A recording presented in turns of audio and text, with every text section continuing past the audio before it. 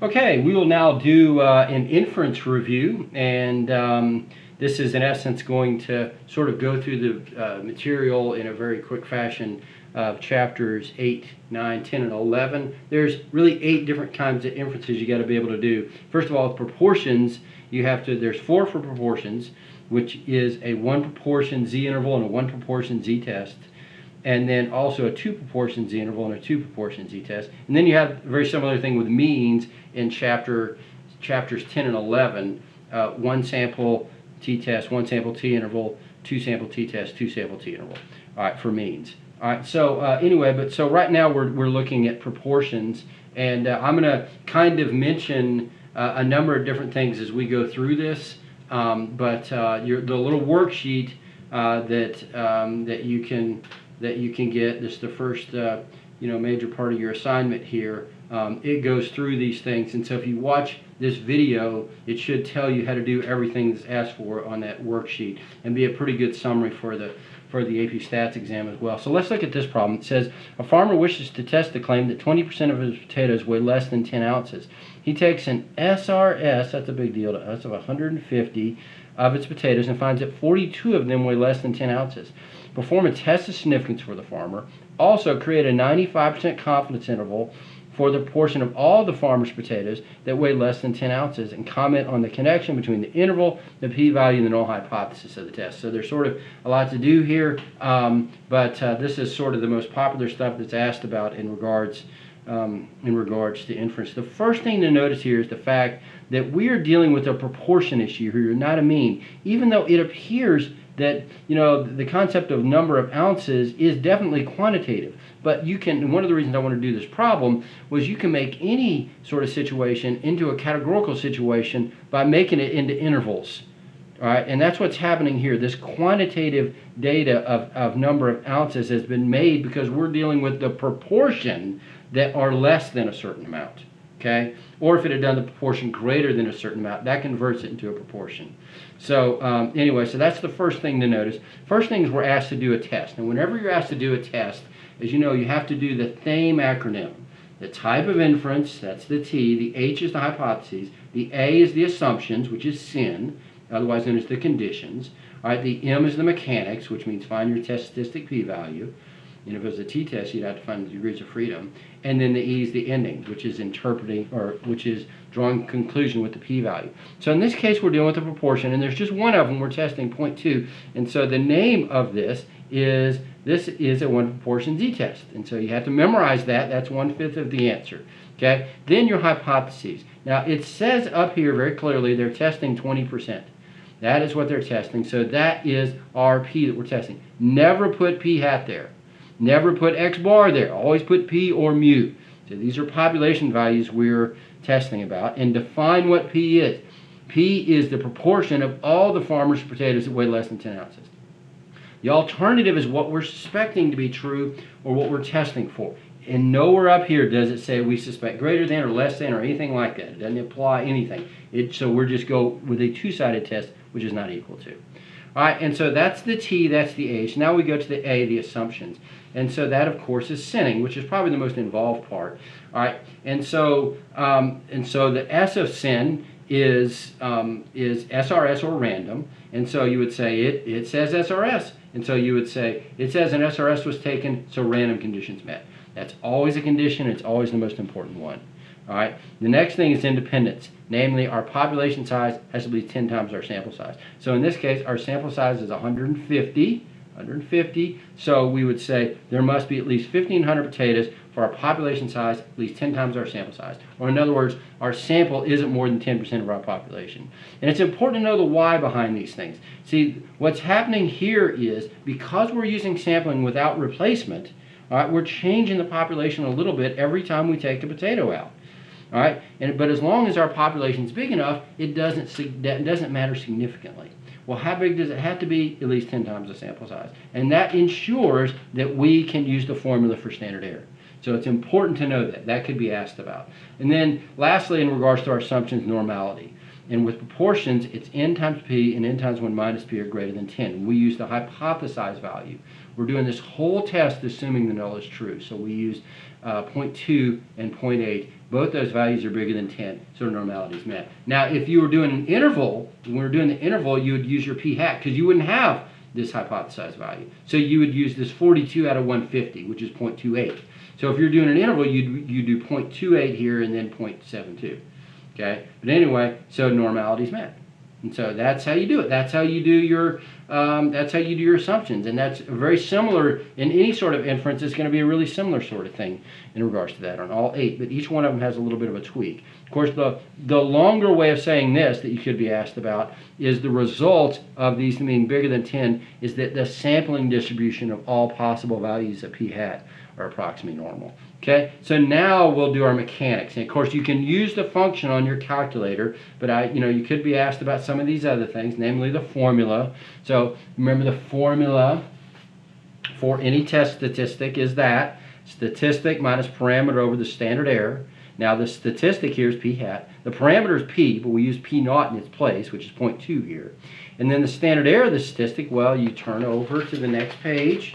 And by the way, you can print out this formula sheet. I'll send you a copy of it. It'll be an announcement on Canvas, and you can print it out, or you can get it off the College Board site. But anyway, so for a proportion, all right, so the standard error is and so we use this, the square root of p times 1 minus p over n. So it is that. And so that's what I've done to find that answer there. And of course, like I said, you don't have to write the formula, but you have to write what it's equal to. And then p-value, all right, and so we're going to use the one proportion z-test to find this p-value, but this is how you would find it using your test statistic, which you do need to know how to do. And so what we'll do is we'll do normal CDF from that value or more unusual, that value or bigger. So in general, you go in the direction of whatever your alternative is. Like if this was greater than, you'd go greater than. If it was less than, you go less than. But if it's not equal to, you go outside of that value, which is the right here, all right, and multiply it by 2. And so here we go. So we'll do normal CDF to find this. So you go second distribution. So normal CDF. And so we would go from 2.4495, I believe, yeah, to infinity. So I'll just go 9999999. Mean of 0, standard deviation 1, using the standard normal curve. And then so there it is, but it's a two-sided test, so I have to go times 2 to get both tails of it. And so anyway, so there you go. Now, having said all of that, that's like finding it by hand, but here's the quickest way to find it. And so we will go stat, and we will go test, and we will go one proportion z-test. One proportion z-test. We go like that, and so our null hypothesis value is 0.2. Our x in our problem is 42. That's our number of successes. Our n is 150. I mean, both those have to be integers, and x has to be smaller than n.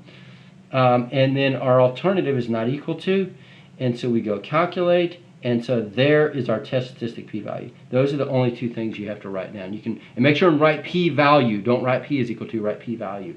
And so that is your mechanics. And then lastly, very important to be able to draw a conclusion with that p-value. And so of course we've done that and before many times. This p-value is below 0.05 or whatever your given alpha was. We weren't given an alpha, so we used 0.05. So I reject the null. If the p-value is low, you reject the null. All right, so I reject the null, and thus there's convincing evidence that, and you restate the alternative in context. So there's convincing evidence that the proportion of all the farmer's potatoes that weigh less than 10 ounces is not equal to 0.2, and you have to say it in context like that. Okay, that's how you do the test, and that is how you do the mini essay. Now the other things that you could be asked to create an interval. All right, and so we were asked to create a 95% confidence interval. And of course you'd have to do the TAME acronym, which is going to be the same as this except without the hypotheses. Okay, and then when you get to your mechanics, this is what you would do. And of course there's a formula for that, but anyway, so we will go stat, and we will go test, and so this would be a one proportion z interval. So you go down here until you find one proportion z interval. There it is, option A. Right, like that. It went ahead and entered my x and my n for me because I just did the test, 95%. And so there's our interval. And you remember our ending with this interval, you remember, we're 95% confident this interval captures P, the proportion of all the farmer's potatoes that weigh less than 10 ounces. Now, that's interpreting the confidence interval. Okay, so that's another. All right, now the other thing you could be asked is interpreting the confidence level. Interpreting the confidence level, in other words, what do you mean by 95% confidence? We would say, well, if we made many intervals like this, doing this same procedure, if we kept getting many samples of size 150 and kept doing this again and again and again, 95% of the intervals would actually capture P, the proportion of all the farmer's potatoes that weigh less than 10 ounces.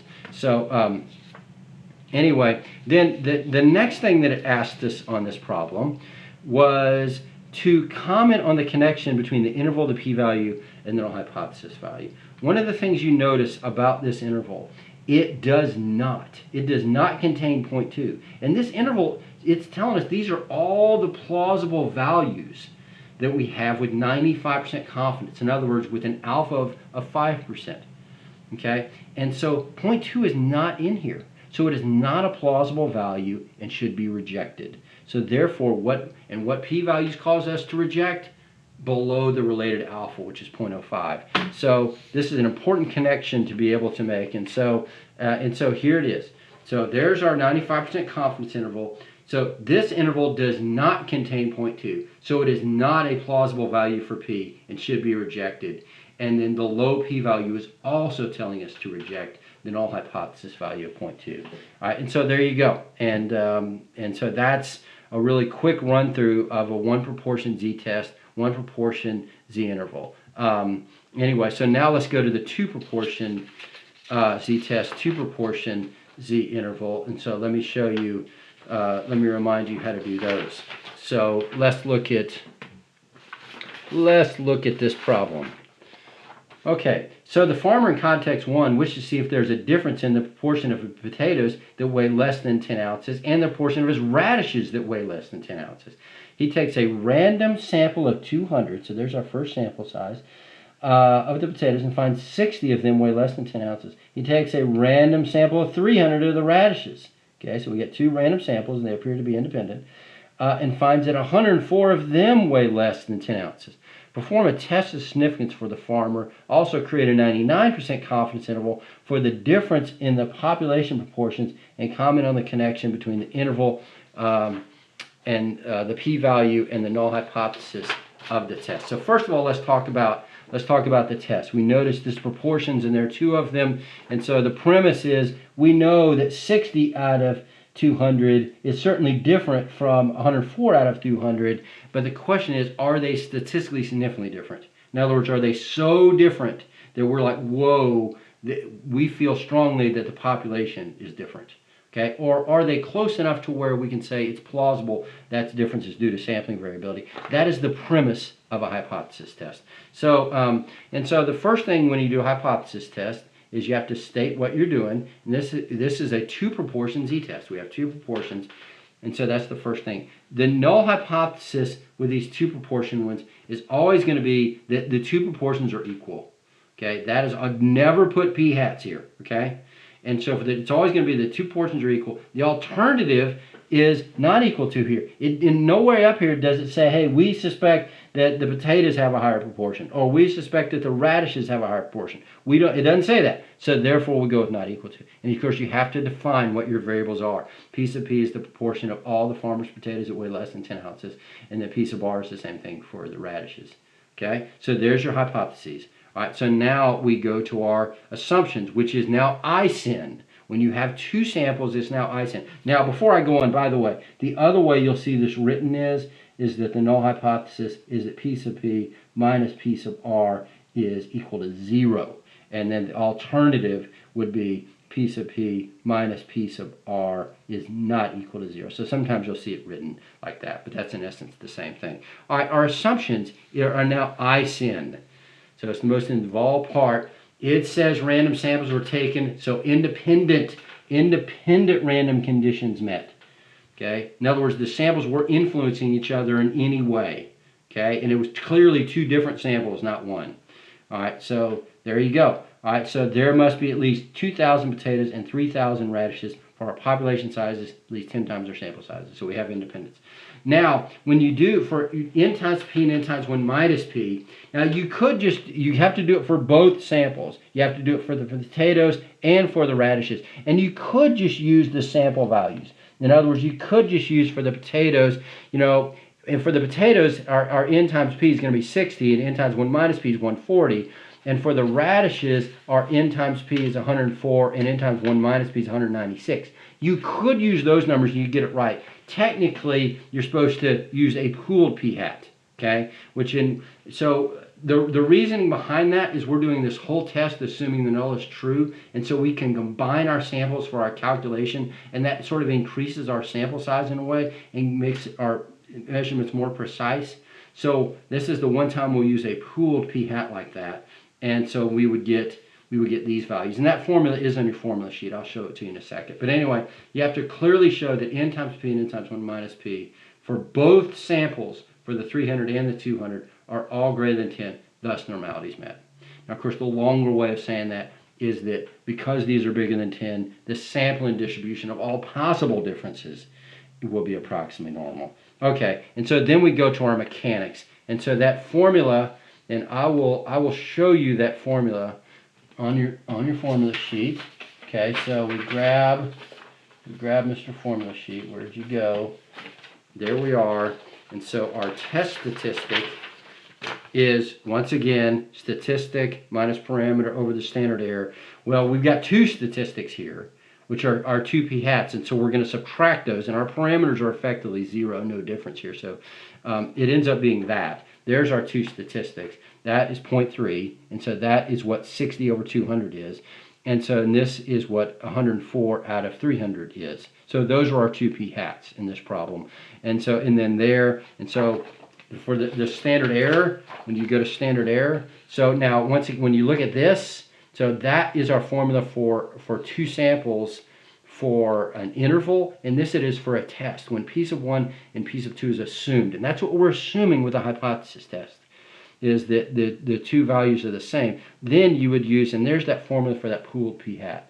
You add your x's and add up your n's, and so there's our formula. Now, that is not a really critical thing. You can use your calculator to get these two values, and I'm going to do that in a second, but there it is. And you could use normal CDF like we did in the previous problem to find the p-value here. So we get a high p-value. All right, so having said that, this is what you would, in essence, you can do with your calculator. So two proportion z-test. So we're going to go stat. We hit the stat button. We go to test, and we go down to two proportion z-test. Two proportion z-test right there. So we hit enter. Our first proportion is 60 over 200. So 60 over 200, like that. And our second, I messed up, sorry. So 60 over 200. And then our second one's 104 out of 300. So it's 104 over 300, like that. Our alternative is not equal to, then we go calculate. So there's our test statistic p-value right there. And you just have to write those numbers. Once again, please write down p-value, not p. And so that's a high p-value. And then we draw our conclusion with that p-value. And so there's our conclusion. This p-value is greater than 0.05. So I do not reject the null. And I do not have convincing evidence that, and then you restate the alternative in context. And I'm sorry that you have to state these twice like this, but you do. So you would say, there is not convincing evidence that the proportion of all the farmer's potatoes that weigh less than 10 ounces is not equal to the similar proportion for radishes. And so there you go. Now, the other thing that could be asked of you on a test, so that's it. That's it for the test. Okay? That's it. And of course, with means, it's a really similar sort of thing. The other thing that could be asked of you that's a related question to hypothesis testing is to interpret the meaning of this p-value. Okay, this right here, that is what is known as drawing a conclusion with a p-value. In other words, compare it to 0.05 or your alpha and either reject or fail to reject the null. Okay, that's drawing a conclusion. But to interpret the meaning of the p-value is, in other words, to explain it as a probability, which is what p stands for. And so what that would be, as you would say, if the null is true, given the null is true, given that the proportion of potatoes that weigh less than 10 ounces is equal to the proportion of radishes weigh 10 ounces, the probability we would get sample values this unusual, this different, all right, is in fact about 27.62%. And so that's what it means to interpret the meaning of a p-value. Okay, and then lastly on this video, it asks us in the problem to comment to make a 99% confidence interval and to make the connection between the interval and the p-value in the test. And so, well, let's make that interval. And so here's how you make the interval. And of course, now, if you're asked to make the interval and you were doing, and you know, that was the main problem, you'd have to do the TAME acronym, which it would be very similar to this. You know, you just say the type of inference. I'm doing a two proportion z interval for the difference in means. All right, or I'm sorry, I'm not for means. I'm sorry, forget that. I'm doing a two proportion z interval, and then you wouldn't have hypotheses. This would be basically the same, and then you would make the interval. And so here's how you make the interval. And of course, there is a formula for it you need to be aware of that we've talked about at other times, but right now I'm just going to use your calculator. So we're going to go stat, we're going to go test, we're going to go two proportion z interval. So two proportion z interval, there it is, option B. Two proportion z interval, and notice, so I enter my x and my n, it already did it because I did a test. We want 99% confidence, and so we would go boom, and so there's our interval. And in our conclusion, we would show we're 95% confident this interval captures the difference in the proportions, and say what the proportions are, as defined above. All right, so and so that is that. And of course, now this problem asks us to make the connection between that interval and the p-value. And so here's the connection. There's our 99% confidence interval. This interval contains 0. So whenever you're doing these two sample things, two sample tests, all right, the big deal in two sample intervals, the big deal is, whether or not 0 is in the interval. All right, this one contains 0, so it is a plausible value for the true difference in the proportions and should not be rejected. It is a plausible value. Anything in the interval should not be rejected at this level at 99%. So, in other words, this one relates to an alpha of 0.01 because this is a two-sided test. And so because it's in the interval, we're expecting the p-value to be above 0.01, which it certainly is. It's 0.2762. So it should not be rejected. The high p-value is also telling us to not reject the null hypothesis of 0. Okay, that's a little quick run-through of hypothesis testing with proportions, and we will also make a video in regards to hypothesis testing and intervals with means. Have a good day.